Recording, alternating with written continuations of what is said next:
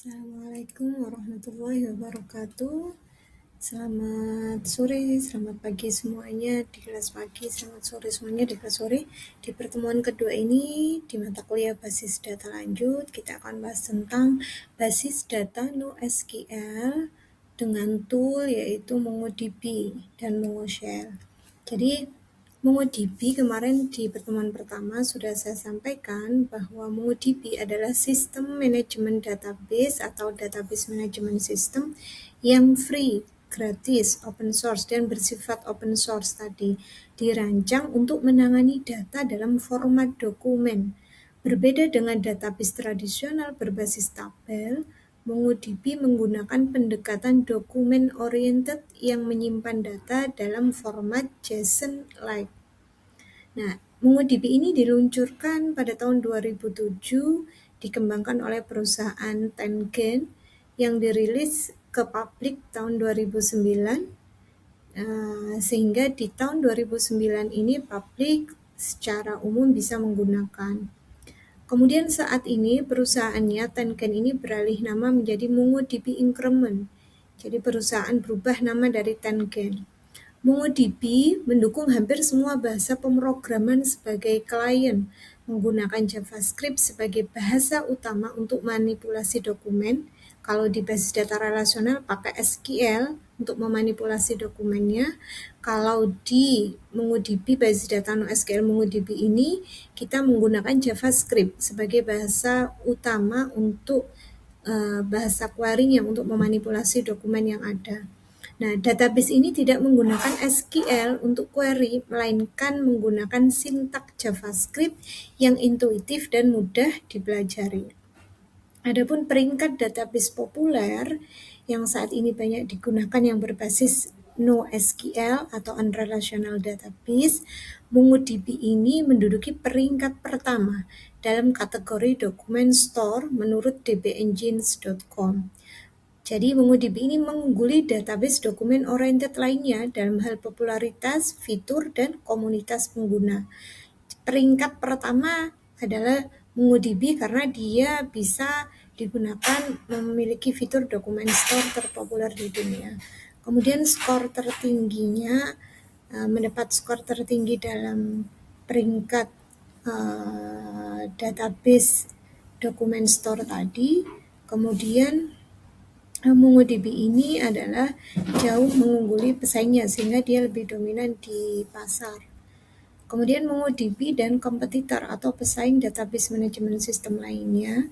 Jadi kalau MongoDB ini secara konsisten dia mempertahankan peringkat teratas dengan adanya perbedaan skor yang signifikan dibandingkan dengan database dokumen store lainnya.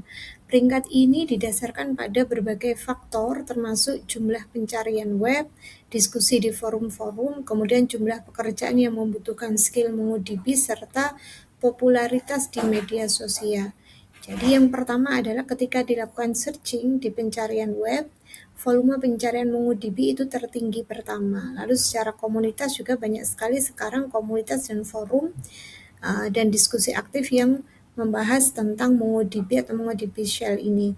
Kemudian di berbagai pencari kerja, job seeker itu juga demand tinggi, ya, terjadinya kebutuhan yang sangat tinggi di industri untuk lulusan teknik informatika yang menguasai database terutama untuk unrelational database NoSQL menggunakan MongoDB ini.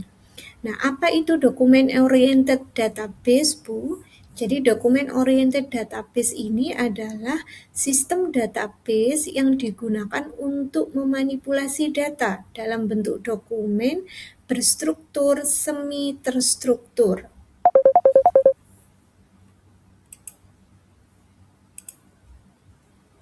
Berbeda dengan database relasional yang menyimpan data dalam tabel dengan skema ketat, database dokumen oriented ini menyimpan data dalam format fleksibel seperti JSON atau XML. Format JSON ini adalah dokumen disimpan dalam format JSON atau XML, kemudian embedded data relasi disimpan sebagai embedded object. Nah, skema dinamisnya tidak memerlukan skema yang ketat. Perbedaan utama dengan database relasional, Ketika relational database, dia menyimpan data dalam bentuk tabel, baris, dan kolom, dan menyimpan relasinya tadi di tabel lain menggunakan foreign key.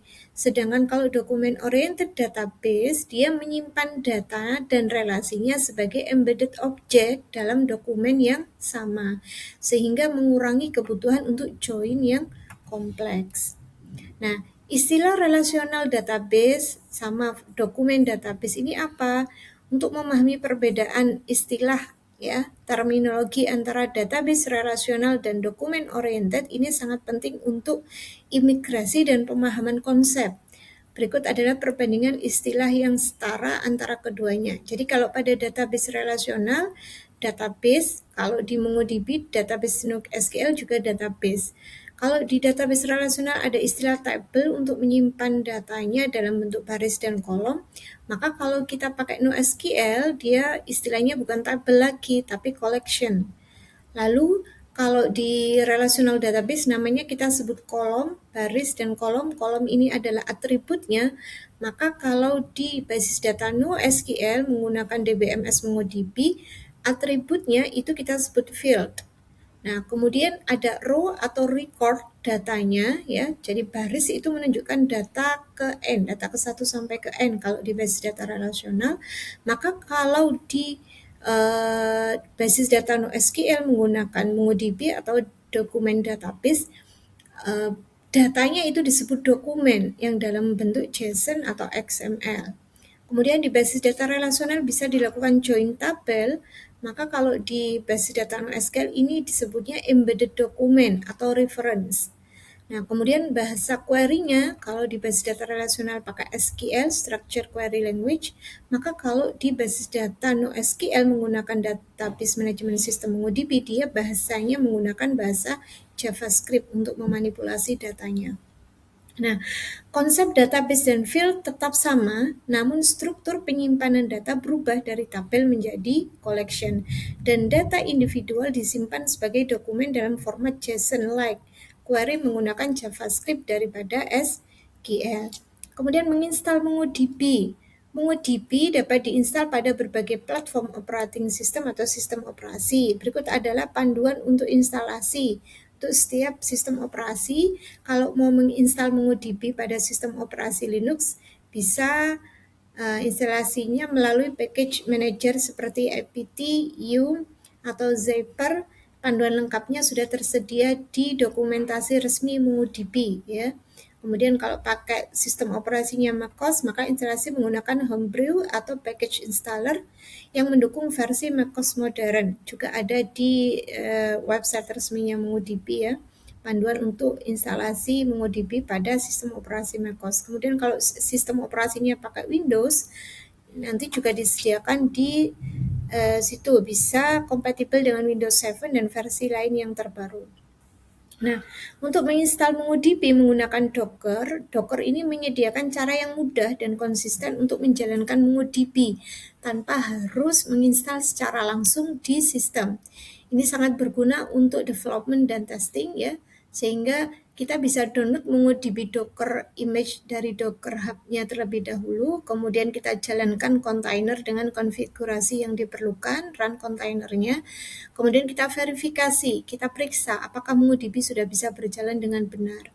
Perintah dasarnya untuk menjalankan menginstalasi Docker adalah docker spasi run, kemudian dash name MongoDB container spasi -d, kemudian mongo -2 lex ya. Ini untuk kita jalankan menggunakan di yang command prompt itu ya, kita pakai command prompt, kemudian kita masuk melalui itu image tersedia di Docker Hub ini. Keuntungannya kita instalasi menggunakan Docker ini adalah instalasinya lebih cepat, isolasi lingkungan, kemudian adanya portabilitas. Nah, Mongo Shell ini adalah command line interface untuk terkoneksi ke MongoDB server, di mana dia menggunakan JavaScript sebagai bahasa pemrogramannya, kemudian konektivitasnya langsung ke server MongoDB. Jadi Mongo Shell ini adalah aplikasi client command line interface yang disediakan MongoDB untuk berinteraksi dengan MongoDB servernya. Jadi kalau kita dulu pakai basis data relasional, kita pakai MySQL gitu ya. Nah, kalau di MongoDB ini kita bisa pakai Mongo Shell ini semacam kayak GU-nya untuk kita bisa berinteraksi tanpa melalui command line-nya tadi.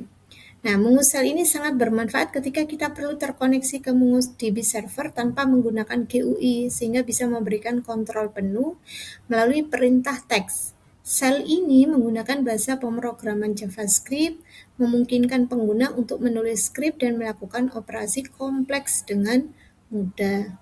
Kemudian menggunakan Mongo Shell untuk terhubung ke MongoDB server.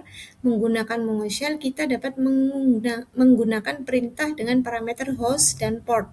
Port default MongoDB adalah 27017. Perintah dasarnya kita pakai bisa mongo spasi dash host spasi localhost spasi dash port 27017. Atau jika menggunakan default, kita bisa manggil dengan panggilan defaultnya yaitu mongo, gitu saja ya. Kemudian kita jalankan perintah mongo, buka terminal dan ketik perintah mongo, lalu tambahkan parameter, spesifikasikan host dan port jika diperlukan, kemudian kita periksa apakah koneksi berhasil terbentuk. Nah, oke.